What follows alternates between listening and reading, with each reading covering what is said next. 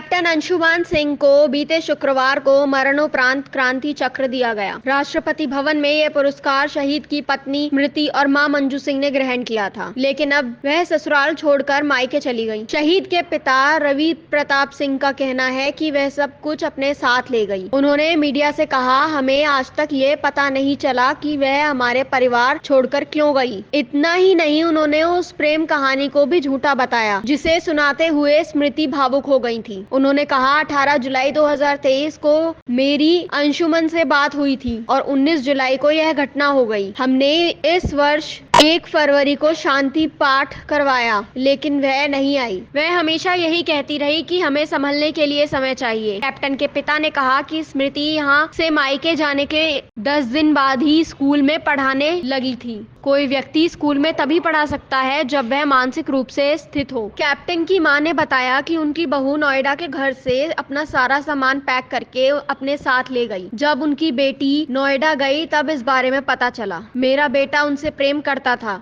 लेकिन उन्होंने प्रेम की परिभाषा को तार तार कर दिया। मेरे पास न बेटा बचा, न बहू और न इज्जत। शहीद के पिता ने मुआवजे को लेकर कहा, इसकी ज्यादातर राशि बहू को मिली, हमें सिर्फ 15 लाख ही मिले। शहीद कैप्टन अंशुमन सिंह के पिता रवि प्रताप सिंह ने सेना के नियम में बदलाव करने की मांग करते हुए कहा कि नौक के लिए निर्धारित मानदंड सही नहीं है। उनका कहना है कि वह इस बारे में रक्षा मंत्री राजनाथ सिंह से भी उन्होंने बात की है। उनकी बहू अब उनके साथ नहीं रहती। शहीद कैप्टन के पिता की मांग है कि नौक की नई परिभाषा तय की जानी चाहिए। यह तय किया जाना चाहिए कि अगर शहीद की पत्नी परिवार में रहती है तो किस पर कितनी निर्भरता है।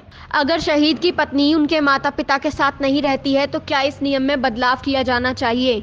आइए जानते हैं कि आखिर क्या होता है नौक नियम। निकटतम परिजन का मतलब है किसी व्यक्ति के जीवन साथी, सबसे करीबी रिश्तेदार, परिवार के सदस्य या कानूनी अभिभावक होता है। जब कोई व्यक्ति सेना में भर्ती होता है तो उसके माता पिता या अभिभावकों का नाम नौक के रूप में सूचीबद्ध करता है। सेना के नियमों के मुताबिक जब कोई अधिकारी शादी करता है तो उसके माता पिता की जगह उसके जीवन साथी का नाम उसके निकटतम परिजन के रूप में सूचीबद्ध हो जाता है। सेना के नियमों के अनुसार अगर सेवा के दौरान किसी व्यक्ति को कुछ हो जाता है तो अनुग्रह राशि नौक को सौंपी जाती है।